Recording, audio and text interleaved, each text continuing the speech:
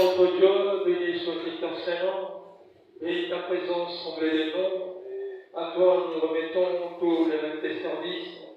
Est-ce que Père, que encore parler à tes enfants comme un Père qui parle à Seigneur de Marois. À toi nous remettons et nous avons toutes les choses. Au nom de Jésus-Christ. Amen. Que le Seigneur vous bénisse. Est-ce qu'on peut acclamer plus fort que le Seigneur?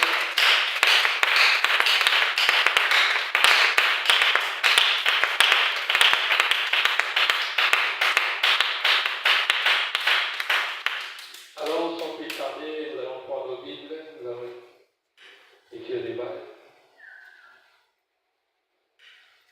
Lisons d'Éphésiens chapitre 6, verset. On va lire en commençant au verset 10 jusqu'à 17.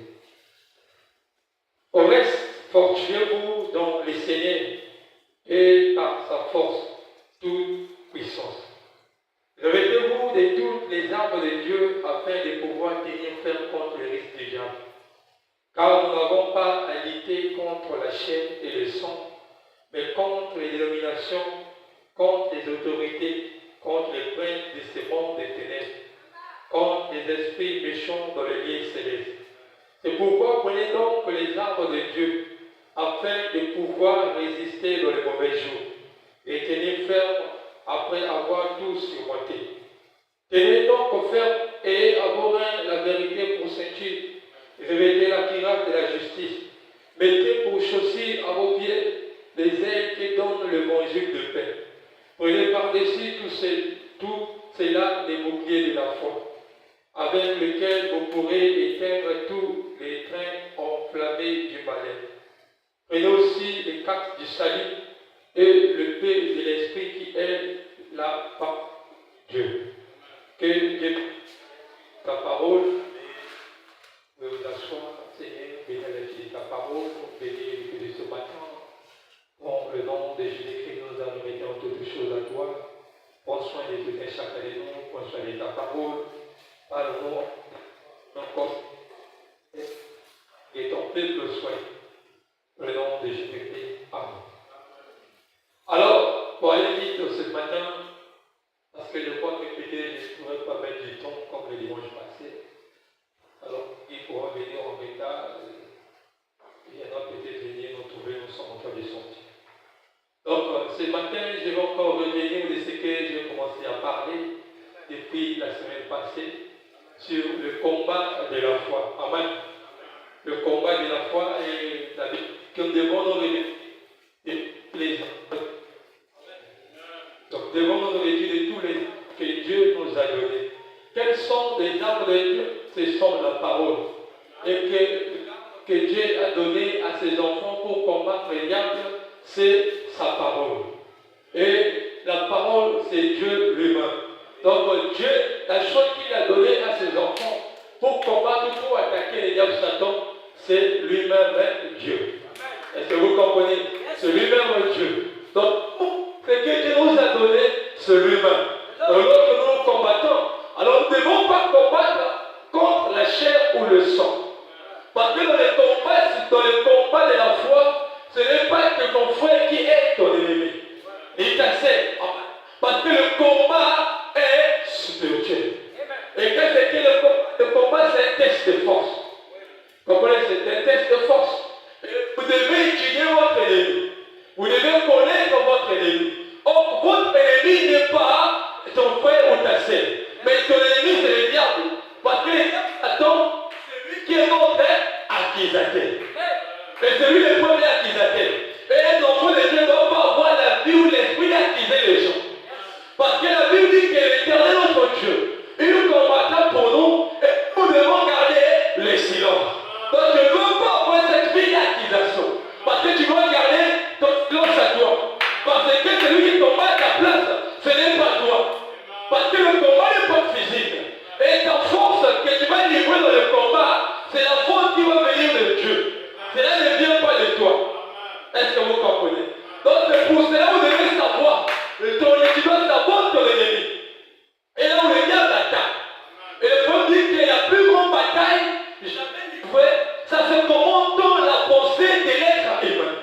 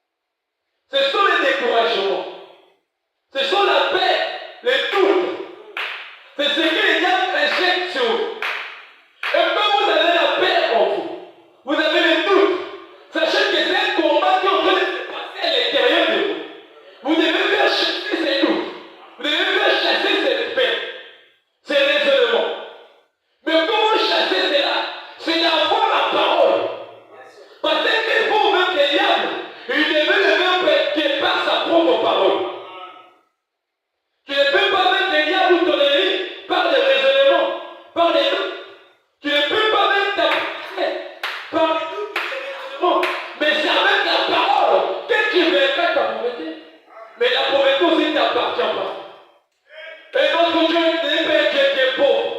C'est un Dieu qui est riche en miséricorde, riche en bonté. Il est riche en tout et en tout. Et quand nous combattons pas selon la chair. C'est pour ça qu'on ne connaît pas ton ennemi. Ton ennemi, ton ennemi est le diable. Et vous connaître votre ennemi, connaître sa manière de se combattre, connaître ses tactiques. La plus importante, c'est ça dans le combat. Et la personne qui a la foi, qui combat le combat de la foi, il n'a pas peur. Peu importe les épreuves, il tient toujours frère. Oui, mes frères, comprenez ça. Si vous devez rester, vous devez combattre. Il faut combattre pour rester. Il faut combattre pour rester. Même les enfants d'Israël, Dieu leur avait fait la promesse. Partout où vous ferez le plan de vos pieds, je vous les donne en possession. Donc Israël devait combattre chaque opposition. Chaque fois, il devait combattre. Pour que cette possession que Dieu avait donnée, ça reste définitif. Donc ta guérison, pour posséder cela, tu dois combattre. Parce que la foi que Dieu a construit au sein pour tous, nous devons les défendre. Amen. Donc je vais encore un peu essayer de retourner un peu en arrière pour que les gens puissent comprendre. Mais je vais aller vite pour que je ne puisse pas prendre beaucoup de temps. Amen. Comprenez cela. Donc la plus grande bataille, ça se passe dans la pensée. Mais il faut que vous laissez. Les diables vous envahissent par ces pensées, par les raisons. Alors vous êtes vaincus. Parce que le doute a faibli votre foi. La peur a faibli votre foi. Les raisons vous désarment. Ça vous enlève ce que Dieu a mis entre vos mains. C'est pour ça que vous devez toujours avoir foi à sa parole. Vous ne devez pas tomber devant les esprits. Voyez Dieu. Amen. Et le qu'il fait. Donc, on va dire que le combat est spirituel. Dire que le combat spirituel, c'est une lutte intérieure. Donc, pensée négative, tentation, découragement. Ce sont les combats qui se passent à l'intérieur de toi. Ce sont les combats spirituels. Donc, le découragement. Le découragement, les doutes d'appel. Ce sont une combat qui se passe dans la spiritualité. Et c'est une lutte intérieure qui se passe à l'intérieur de toi. Donc la foi est une arme principale. Amen. C'est la foi est une arme principale. Croire malgré les circonstances. Et la parole de Dieu est son plan. Il dit d'appuyer pour résister. Il dit que vous devez résister. Et il fuira loin de vous. Mais comment résister au diable? Au moment que tu as la parole. Quand les serpents, les diables est venu le tromper, le combattre. Il avait résisté par sa parole. Il n'avait pas utilisé sa puissance, mais il a utilisé sa propre parole. Parce que la parole est plus puissante que ce que les gens pensent. C'est que même les diables détiennent. Amen. Donc la parole de Dieu est son plan. Il les a priés pour résister. Amen. Et il dit, comme correctement aujourd'hui, le combat spirituel peut ressembler à résister à une mauvaise politique. Garder la foi quand tout va mal. Lutter contre la paix ou les découragements. Donc ça là, ce sont des fondements du combat. Ça là, ce sont des techniques que les diables, ton ennemi utilise pour te vaincre, pour te désarmer. Ouais. Donc c'est ça. De garder la foi quand tout va mal. Lutter contre la paix ou les découragements. Donc tu dois lutter contre ça. Parce que quand vous ne luttez pas, vous acceptez les découragements, puis envahir vos pensées. Alors tu perds ta bataille. Tu perds ta bataille. Parce que Ève, il a perdu la bataille quand elle a commencé à raisonner avec la parole. Donc vous commencez à raisonner avec les choses qui sont simples. Alors vous perdez votre bataille. Vous perdez votre victoire. Vous perdez votre force. Amen. Donc c'est ça le frère. Donc restez droit même quand c'est difficile. Voilà, c'est donc pas un combat spectaculaire, mais un travail constamment sur soi. Donc c'est un travail qui doit se faire constamment à l'intérieur de toi. Pour lutter contre les découragements, pour lutter contre la paix, il faut beaucoup écouter la parole.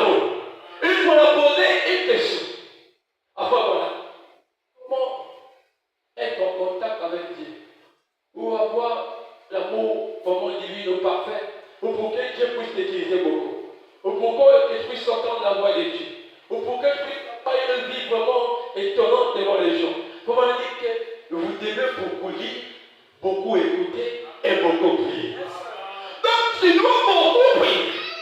Avoir une vie de prière, une vie de méditation, une vie de consécration. Et beaucoup écouter la parole. Parce que la famille, c'est quand on entend. C'est quand on entend la parole de Christ. Et quand vous écoutez la parole, c'est là où vous montrez la foi. C'est là où vous donne la force. C'est là où les jette. Ça fait tomber le petit démon qui se trouve. À chaque fois que vous écoutez la parole, ça vous libère. Ça vous sauve. Et l'impossible deviendra possible. Mais bon, aujourd'hui, beaucoup de gens sont bourrés dans les raisonnements. Ils se laissent emporter par les raisonnements. Par les doutes, la peur que les diables s'installent en eux. Or, quand vous laissez ces choses, alors vous perdez votre bataille. Vous ne pouvez pas réussir si vous ne combattez pas. C'est comme une enfant à l'école. Elle ne peut pas réussir si elle n'étudie pas ses leçons. Si elle ne travaille pas, elle ne peut pas être arrivée. Donc, elle doit travailler. Elle doit étudier ses leçons. C'est quoi? C'est un combat qui est en train de jouer. Oui, c'est pareillement avec Dieu. Mais quand vous combattez, vous devez associer Dieu. Que ce soit dans votre équipe, tu dois associer les sept. Parce que les domaines ne verra pas. Tu peux avoir tous les diplômes de ce monde. Mais pour quand te prendre quelque part pour travailler, il faut que Dieu puisse intervenir. Avec le monde là où on sent, avec le pays là où on sent, il faut que je puisse être avec Dieu. Sans Dieu, tes diplômes ne vont pas les valer. Mais avec le Christ, tes diplômes vont les valer. Il y a un travail qui t'attend quelque part. Quand tu es avec le Christ, quand tu t'abandonnes totalement à Dieu, quand tu laisses tes découragements, quand tu fais sortir la peur dans ton âme, alors que tu montres dans ton cœur, c'est lui qui travaillera pour toi, c'est lui qui vivra pour toi. Parce que le combat que tu as, ce n'est pas ton combat toi, c'est un combat qui était déjà achevé. Et c'est pour cela à la croix, Christ dit que Père, tout est accompli. Et beaucoup de gens sont ignorants. Ils n'arrivent pas à comprendre cette parole que Christ avait déclaré là-bas sur la croix. Quand il a dit que tout est accompli, mon frère, dans ta vie, rien ne va être possible. Mais qu'est-ce qui fait que ça soit impossible? C'est parce que tu as les raisonnements du diable, les découragements du diable, la doute et le peur. Les doutes et le peur. C'est ce que tu acceptes. Et ça te rend découragé. Et tu es devenu le faible. Et tu ne veux plus même aller à l'église pour écouter la parole. Parce que tu te sens découragé. Tu n'arrives plus. Mais avec ta propre force, tu ne peux pas combattre. Tu ne peux pas. Il faut appeler le Seigneur pour venir terminer ce qu'il a commencé. Parce qu'un fils de Dieu, ou une fille de Dieu, doit aller en victoire. Doit aller en gloire. Même les enfants d'Israël, ils devaient aller en victoire. Quand ils commençaient à chuter, alors ils devaient consulter Dieu, demander là où ils ont failli, pour qu'ils puissent réparer, afin que la victoire leur revienne encore. Oui, Israël, ils avaient Dieu. Quand ils combattaient, ce n'était pas eux qui combattaient. C'était Dieu qui combattait à leur place. Amen. Mais quand ils combattaient, ils sortaient toujours victorieux. Mais quand ils commençaient à voir, les défaites commencent à entrer, alors ils devaient s'examiner. Ils devaient se retirer dans un coin et s'examiner qu'est-ce qui n'a pas marché en eux, qui a commis, qui n'a pas respecté les principes. Et on va découvrir cela. Lorsque ils découvrent c'est toi, on t'élimine. C'est pareil en fait. Quand ça ne marche pas, tu dois s'examiner. Examine-toi. Parce que c'est un combat. Oui, c'est un combat. Tu dois combattre pour gagner, pour réussir, il faut combattre. Il y avait un prédicateur. Il est allé dans une ville pour aller évangéliser. Lorsqu'il arrive là-bas, il y avait un homme qui se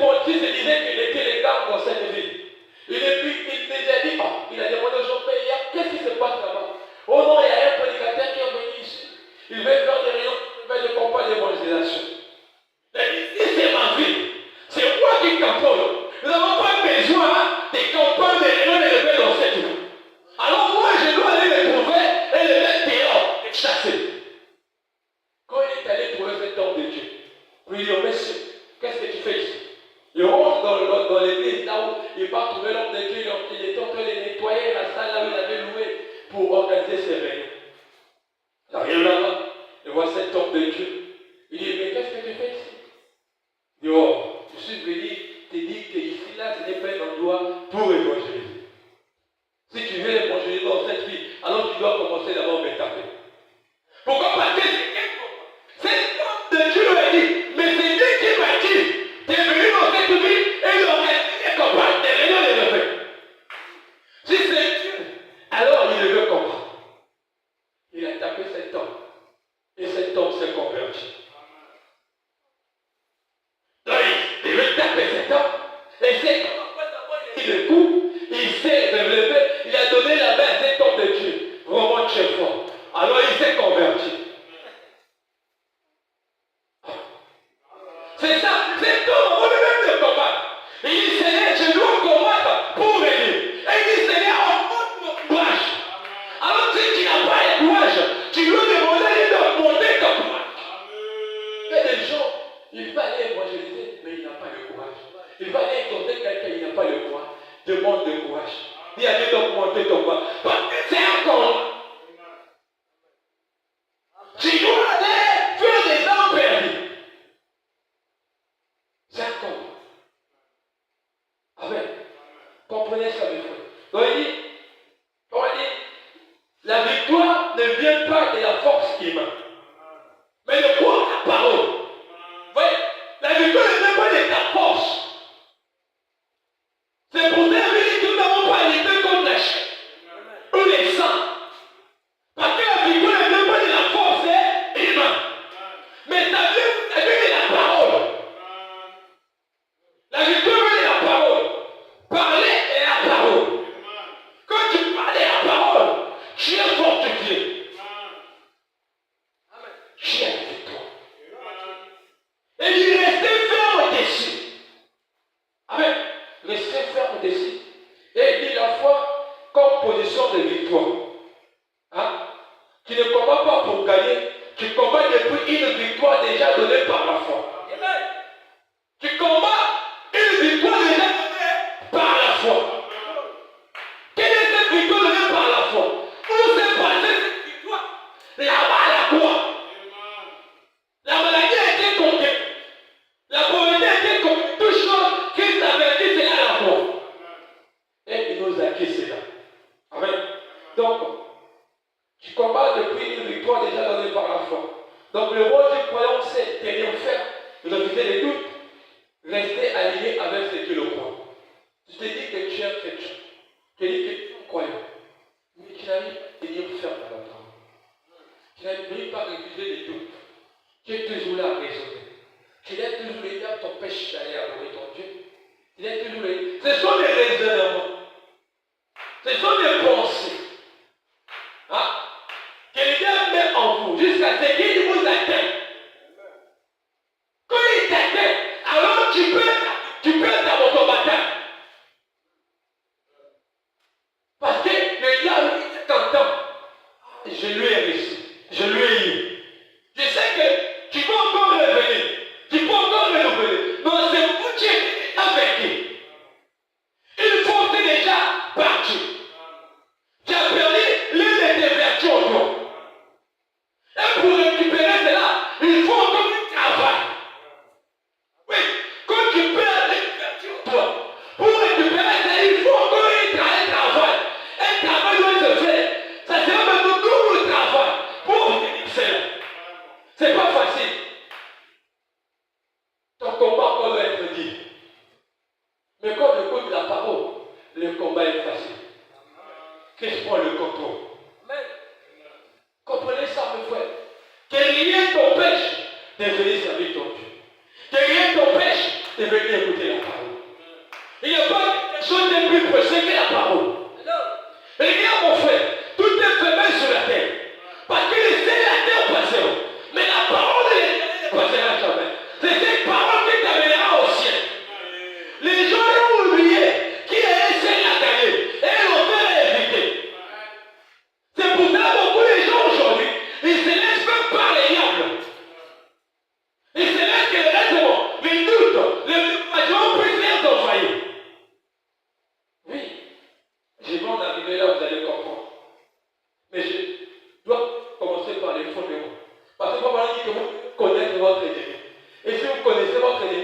ne devez pas arrêter là. Connaître ses tactiques.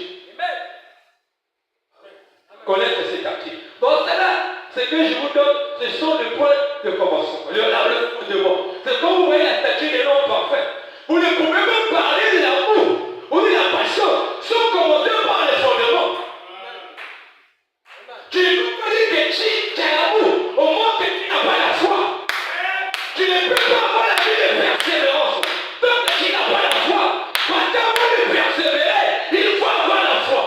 Parce que persévérer veut dire persister. Vous voyez? Donc le fondement c'est ça. Même une maison avant d'être bâtie, on doit d'abord faire le fondement. S'il n'y a pas de fondement, la maison là, ça va pas mettre du temps, ça va tomber. On doit faire le fondement. Donc, un chrétien doit arriver à la statue d'un homme parfait. Tu dois avoir la foi. C'est l'étape par étape.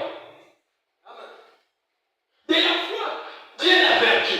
De la vertu, vient la connaissance. Mais pour avoir la connaissance, il faut d'abord avoir la foi. Parce que la foi veut les écarts dans le temps. Or, la connaissance, c'est d'avoir la parole. De connaître la parole. Mais tu ne peux pas connaître la parole si tu n'entends pas la parole. Vous comprenez? Oui, mes frères. Tu ne peux pas connaître la parole si tu n'entends pas la parole. C'est pour cela que Jésus demande cette femme. Il dit que vous adorez les dieux que vous ne connaissez pas. Il y a beaucoup de gens aujourd'hui, ils adorent les Seigneur, mais ils ne savent pas quel Dieu qu'ils adorent réellement. Ils prient au nom de Jésus, mais en réalité ce n'est pas Jésus qu'est-ce qu'ils adorent. On adore Dieu avec un but promesse. C'est ce que les pharisiens ils ont manqué. Ils ont voulu reconnaître Dieu avec la loi. Or qu'on ne reconnaît pas Dieu avec la loi. C'est avec la grâce qu'on reconnaît Dieu. Tu ne peux pas reconnaître un véritable Dieu avec la loi. C'est avec la grâce que tu reconnaîtras un fils de Dieu. Parce que la grâce c'est l'amour. Donc c'est ça le démon. Donc quand quelqu'un arrive jusqu'à là, à l'amour de Dieu, alors il est au top. Rien ne peut le bouger. Il devient comme un poteau solide. Vous voyez ce poteau? Tu ne peux pas bouger. Peu importe le coup que tu fais, ça ne peut pas bouger. Et c'est toi qui tu auras encore mal. En venant donner le coup ici. Tu auras mal. C'est ça. Donc un homme, il est positionné. Quand il est positionné, rien ne peut le bouger. Rien. Il n'y a même pas la maladie, même pas la famille, même pas la pauvreté. Pas même le travail peut bouger une personne qui est bien positionnée. Qui a été le statut d'un homme parfait. Parce qu'en lui, il a toutes les capacités. Quand il peut prononcer la parole, obligatoire quelque chose doit comprendre cette parole afin que cela devienne une réalité. C'est ça le combat de la foi. Quand on combat le combat de la foi, il faut arriver ici. Il faut avoir la foi. La vertu, c'est la puissance. La vertu, c'est la puissance. La puissance, l'autorité. C'est ça. Et quand tu as la vertu, alors tu as la connaissance. Oui. Sans connaître, c'est là. De la foi vient la vertu. Et quand tu as la vertu, tu as la connaissance. Parce que quand tu as la puissance, alors tu as la connaissance de cette puissance. Et de la connaissance vient la tempérance. Quand c'est la tempérance, des gens qui sont tempérants. Ce sont des gens, ils ne se fâchent pas vite. Ils ont une nature de bonbon. Donc, lorsque tu les regardes, c'est bon au visage. Donc, elle image, tu dis à quoi elle veut finir au pied coloré. C'est toujours couvert. Ouais. C'est ça la tempérance. Un homme actif. Un homme qui ne se dispute pas. Un homme qui regarde à la parole. Un homme qui accepte seulement ce que la parole dit. C'est ça un homme tempérant. Il est transparent. Donc, il est même frustré. On peut le tourner comme ça n'importe comment. Il restera tout là. Et la tempérance, un homme est patient. Il est toujours patient. Que ça va mal ou bien, il est toujours là patienté. Il attend sous yeux au Seigneur. Il est là dit, même si la prophétie s'attarde, ça finira toujours par s'accomplir. C'est ça le combat de la foi. la patience, ça vient la piété. Vous connaissez la piété? Hein? Si vous voulez voir la piété, regardez les papes, hein, les prêtres catholiques, les abbés, ce sont les hommes qui sont pieds, ils ont la piété, mais ils n'ont pas la foi, ils n'ont pas la vertu. Mais comment ils font de sauter, d'arriver ici? Mais ce n'est pas la véritable piété. C'est juste des copies-collées. C'est la piété pervertie. Vous voyez? Donc, et jusqu'à la là, affection paternelle, c'est l'amour, c'est Dieu lui-même. Et vous voyez la tête. Quand tu arrives ici, alors que tu même descend, Christ descend en toi. Et c'est là la Bible que c'est même plus moi qui vis, c'est Christ qui vit en moi. Donc avant que tu descends, il faut atteindre cela. L'amour appelle l'amour. Et parce que l'amour c'est Christ lui-même. Il est la tête de l'église. Toi tu es le corps, Christ est la tête. Comprenez cela, mes frères. Je vais aller un peu plus vite. Amen. Le combat est personnel. Vous voyez, il ne s'agit pas de lutter contre les gens. Ne luttez pas contre les gens. Parce que le combat est spirituel. Et le combat est personnel. Il ne s'agit pas de lutter contre les gens. Ce n'est pas contre ton frère. Oh, c'est lui le meilleur pour toi. Non, il faut avoir l'esprit de discernement. Pour discerner les esprits. Pour discerner ce que c'est tout dans un temps qui t'énerve à tout moment. Amen. Il dit ce n'est pas contre ton voisin, ni contre quelqu'un qui t'énerve. Mais c'est le diable. Amen. C'est un combat intérieur et spirituel invisible. C'est un combat intérieur et spirituel visible. Tu ne peux pas voir ça. Amen. Et le combat, ça se bat dans la pensée. Et l'ennemi, ton ennemi, c'est les doutes et la paix. C'est comme on a dit. Et l'arme que Dieu a donné à ses enfants, c'est la parole. La force, c'est quoi? C'est l'enfant. Et la victoire, c'est de rester ferme. Et le prophète dit amen. Donc, c'est ça. Et la foi doit être défendue. Oui, la foi doit être défendue. Et la foi n'est pas juste une émotion. C'est une position ferme. C'est une position ferme. Résister au doute, refuser la paix, tenir sur la parole malgré les difficultés. Amen. Combat le bon combat de la foi. Le combat commence dans les pensées. Satan attaque l'esprit. Vous voyez? Satan attaque l'esprit. La bataille commence dans la pensée. La victoire vient quand la foi prend le contrôle. Quand la foi prend le contrôle, c'est là où la victoire vient. Amen. Donc il dit que la parole est l'arme du croyant. Les émotions changent. Les circonstances changent. Mais la parole est stable. Les émotions, ça change. Les émotions, ça change. Les circonstances, ça change. Mais la parole ne peut jamais changer. Ça reste stable. Donc les croyants doivent s'appuyer là-dessus. Même quand ils ne sont rien. Et les gens, pourquoi ils doivent sentir? Non. La foi n'est pas ça. Le combat de la foi, qui n'a pas besoin de sentir. Qui n'a pas besoin de foi. Mais qui a juste besoin de croire. Christ avait déjà achevé le combat. Mais si Job arrive à dire que même si les vers des terres arrivent, je mort, mais je sais que mon Rédempteur est vivant. Il savait que le combat était dit. Mais il croyait que son Dieu était capable de renouveler son corps. Amen. Moi, il gardait la pensée sous contrôle. La bataille commence dans la pensée. La première victoire consiste à refuser le découragement. Ne pas nourrir les doutes. Ouais. Ne pas nourrir les doutes. Ça, c'est la première victoire. C'est de refuser les découragements. Ne pas nourrir les doutes. Parce que quand tu laisses les doutes commencent à croître en toi, alors tu commences à perdre la bataille. Il ne faut pas nourrir les doutes. Même si ça semble être mal difficile, crois seulement. Tout est possible à celui qui croit. Tu laisses la ferme. Tout est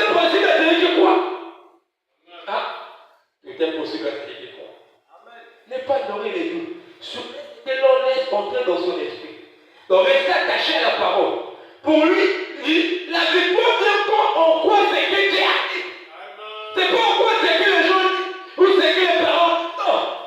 Mais la victoire dans tes combats, toi, ça vient du temps que tu crois ce que Dieu a dit. C'est là où la victoire vient. Ce n'est pas par tes raisonnements ou par tes pensées. Non. C'est en croyant la parole. C'est là où la victoire vient. Même si les circonstances semblent être contraires. Mais tu tiens toujours ferme à la parole. Parce que chaque attaque répond par la parole. Chaque attaque répond par la parole. Chaque attaque répond par la parole. Oui, quand les diables t'attaquent, réponds-lui par la parole. Quand ils t'attaquent comment? Par les découragements, par les doutes, par les raisonnements, par la paix. C'est là qu'il résonne, c'est là dans tes pensées. C'est un combat qui se passe à l'intérieur de toi. Alors quand il t'attaque, réponds-lui par la parole. Quand il t'attaque, attaque-lui avec la parole. Et il fuira loin de toi. Il fuira loin de toi. Mais si tu n'as pas cette vie, de parole, de venir à l'église, mais comment tu réponds nous dire par la